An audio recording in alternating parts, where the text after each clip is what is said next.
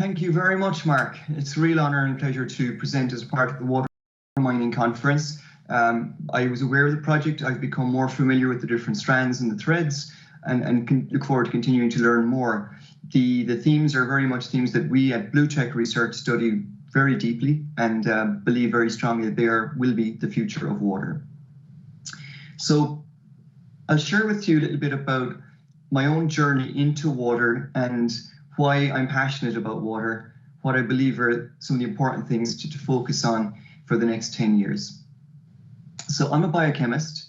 I completed my undergraduate degree in University College Cork, and following that I was ready for a change, and I travelled to Malaysia and I worked with the World Wildlife Fund as a volunteer on rainforest projects in the upland rainforest, and through that I became aware of the relationship between water and nature and the purification role that forests played in particular. I was motivated by that to return to university, study my master's degree in water, and from there I went on to work within industry with The Body Shop, who many of you may know is a cosmetics manufacturer, and at the time were way ahead of the curve. I'm going back to the late 1990s now, and they were doing things that we are still working on today, such as circular solutions, natural treatment systems.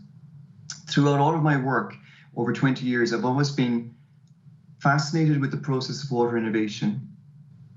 I founded BlueTechResearc with the goal of trying to study this more deeply. Particularly, I've noticed how long it takes to get a new idea from when it's a research project to when it's piloted, demonstrated, and then to when it really has market impact.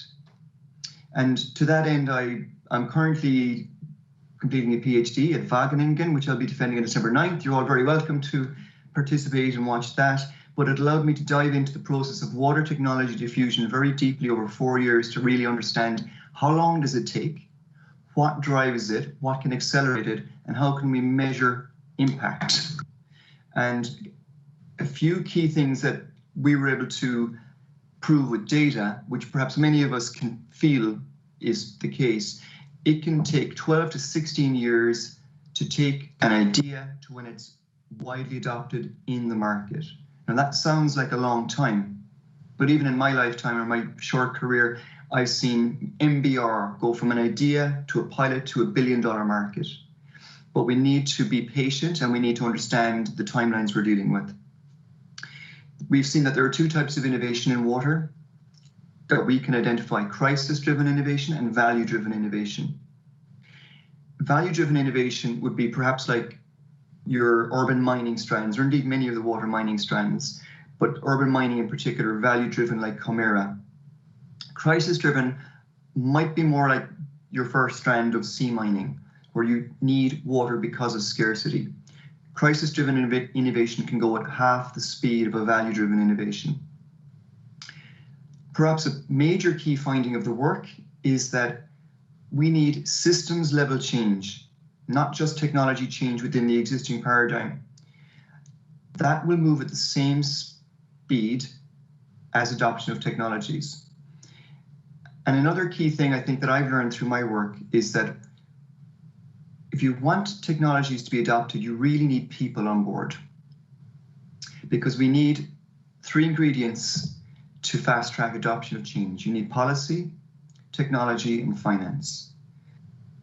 That's not possible unless you have people who are willing to accept the policies that are popular so politicians can drive those policies, and if you get that grassroots recognition. And that became apparent to me when I was traveling to places like Singapore, Israel, the Netherlands, where things clicked. People really get it.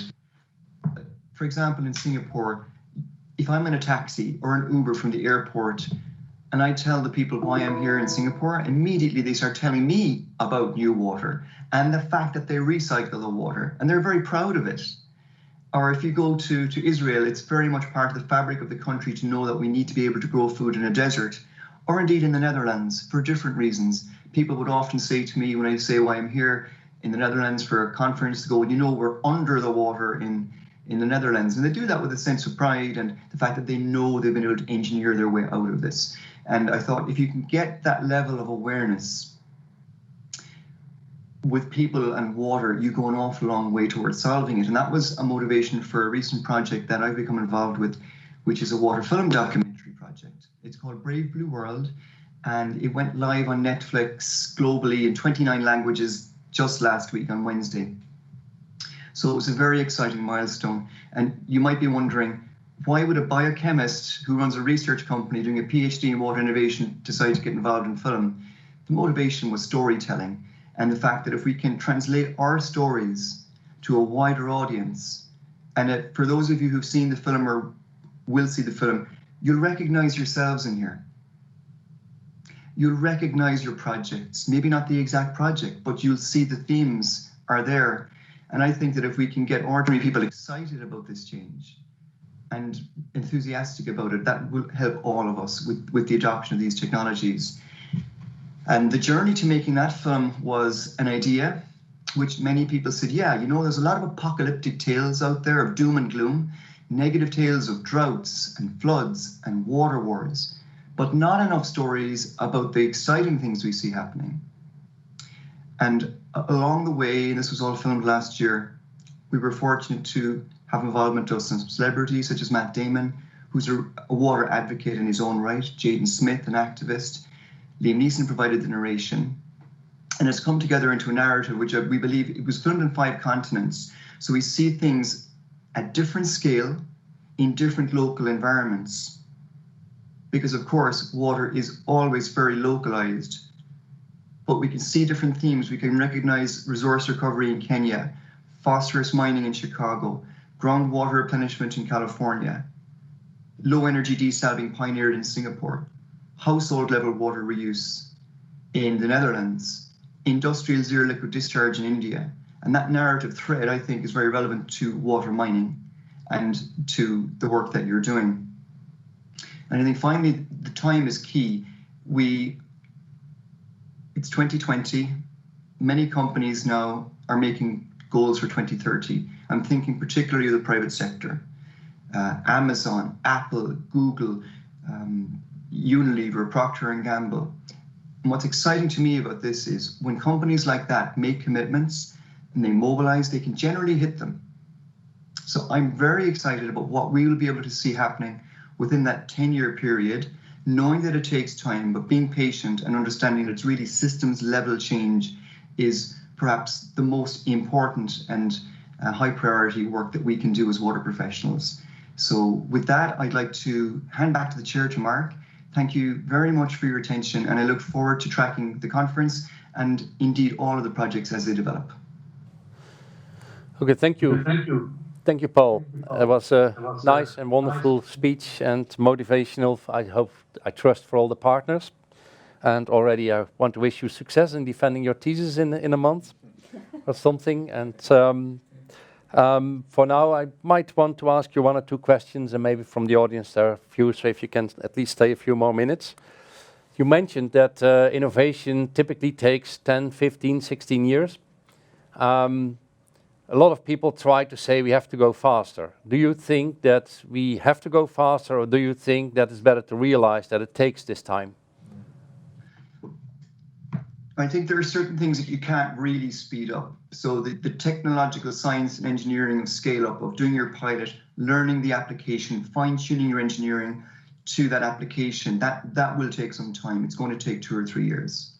When you go to your first full-scale units, again, building those, engineering them, designing them, building 3 of them so you get some reference, that will take another 2 or 3 years.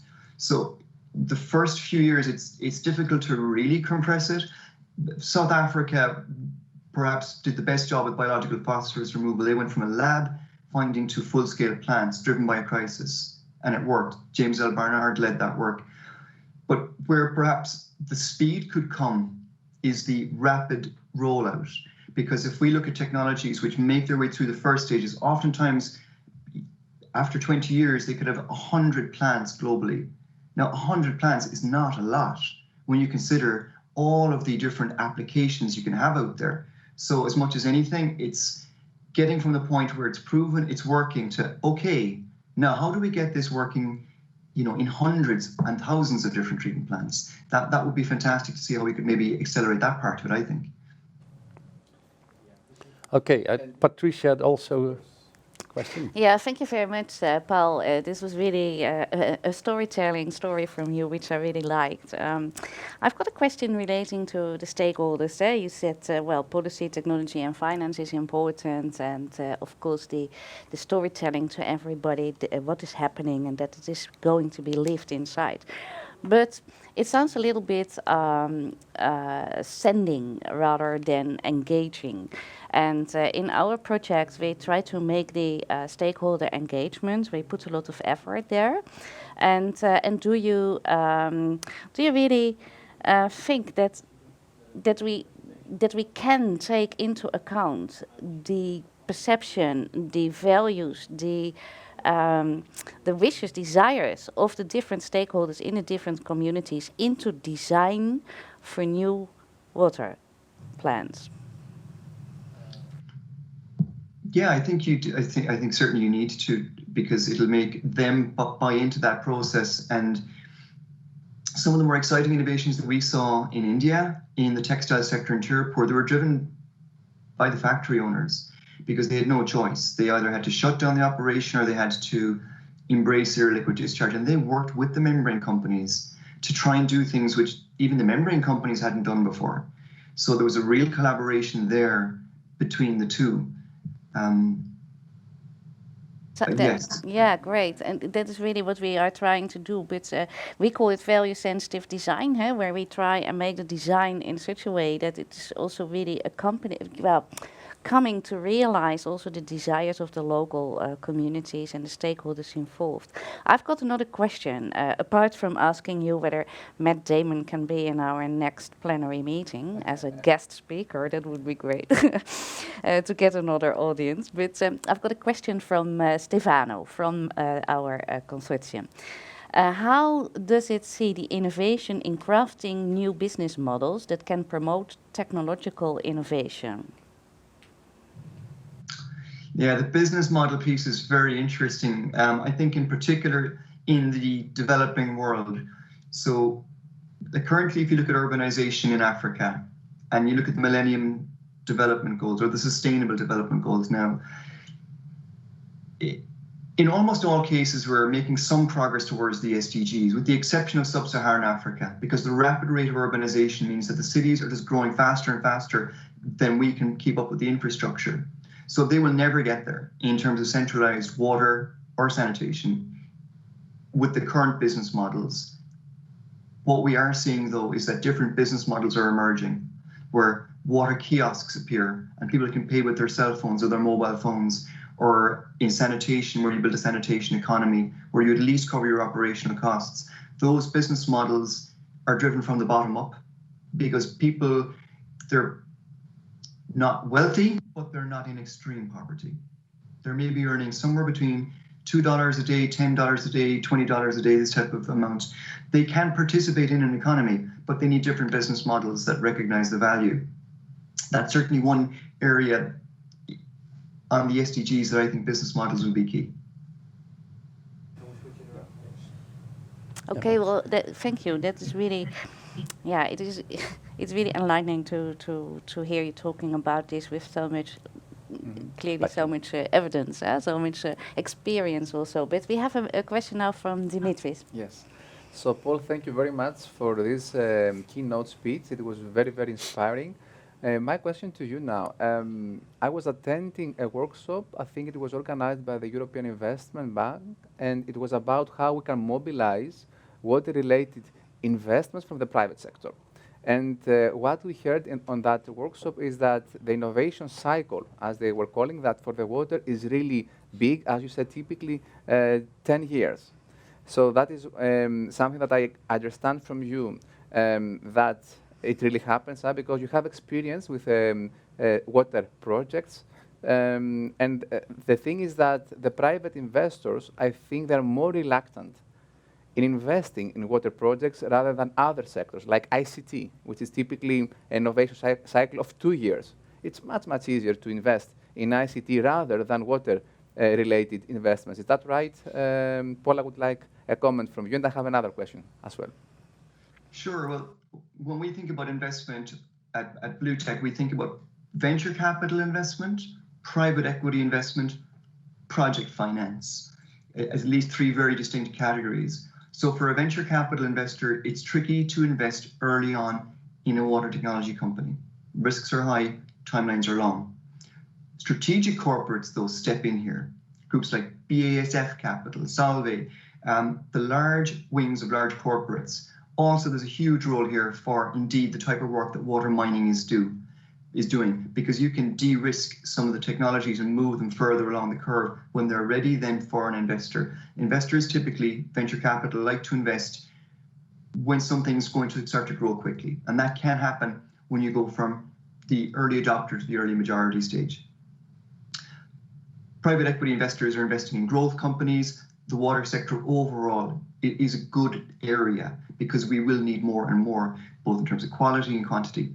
The final area is project financing. I think there's more of an appetite for project financing, where somebody will put up the money to fund the creation of a project as long as there's revenue coming back. And that comes back to the business models. So if you can find clever ways to allow it to be self-sustaining from a revenue perspective, then I do believe that side of the investment community is there, waiting, looking for opportunity. That is a very clear answer, and it helps now maybe understand better your contribution potentially to the project, because as I hear from you, we need to differentiate what is the phase exactly of its innovation within the water sector, meaning if you need an early adopter investor to invest in a company or in a project, or it is about project financing, etc. So I think that could be a very nice opportunity for you or for us to have you in the advisory board and advise us on the specific themes that we have within sea mining, urban mining, and industrial mining on how to approach the right investor.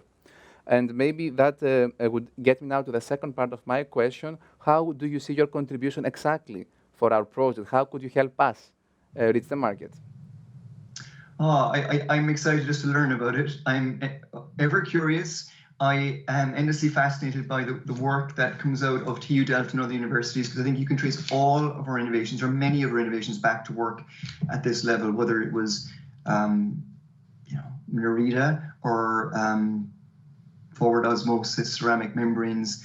So I think there's the value we can bring, or I can bring in the project, is probably to be a bridge between practitioners and what we see globally, to give a 360-degree perspective across the world to what we see happening in different pockets. They could be Africa, Asia, and oftentimes there are parallels, and what can work in one situation in the developing world can also work in the developed world. So I hope we can interact and share our perspective, maybe provide visibility for the projects to some of the groups that we work with, because we often hear from end users about problems they have that they can't solve. And as I look through the projects, I think, oh, wow, they're probably going to be very interested in this particular project. So hopefully we can contribute in that way. And also, as you said, in looking at the life cycle, perhaps bringing some of the work from the PhD thesis and using it as a framework to think about the life cycle of these different projects. Thank you, Paul. That is really great. Great to have you on board. Thank you very much for that. I also thank you from Stefano, who really agreed with you about the answer on his question earlier on. I've got a final question here from the audience, from Leon Corving. He says, couldn't we speed up the innovation cycle by going to pilot scale earlier and let fundamental and pilot research go in parallel? What do you think? Yes, you could go to pilot earlier, possibly. It usually goes from your applied research to your proof of concept. So you understand fundamentally there's a phenomenon or a principle that may have some value. And then you've got to figure out what the value is. And oftentimes, as well as the time cycle, people take wrong turns in the road. So forward osmosis, yeah, we knew what forward osmosis was. Very interesting. Then they said, it's a desalination technology. And companies like Oasis spent 3, 4, 5 years, maybe more, before they realized, it's not a desalination technology, it's a zero liquid discharge technology. So choosing what to pilot and failing forward fast and piloting things and then figuring out, maybe I should be looking over here for the application. That's where we could probably save some time less wrong turns, I think. And overall, I think we do need to be perhaps a little bit more patient. We all would love if something happened in a year or 2 years or 3 years, but we must also recognize that we can achieve an awful lot as long as we give ourselves 10 years. Thank you, really, for those answers. We are getting more questions in, but I suggest we take that to the plenary, and because we now have to move on in our program. So, Paul, again, thank you very much for joining us this morning, and well, looking forward to working with you in the future.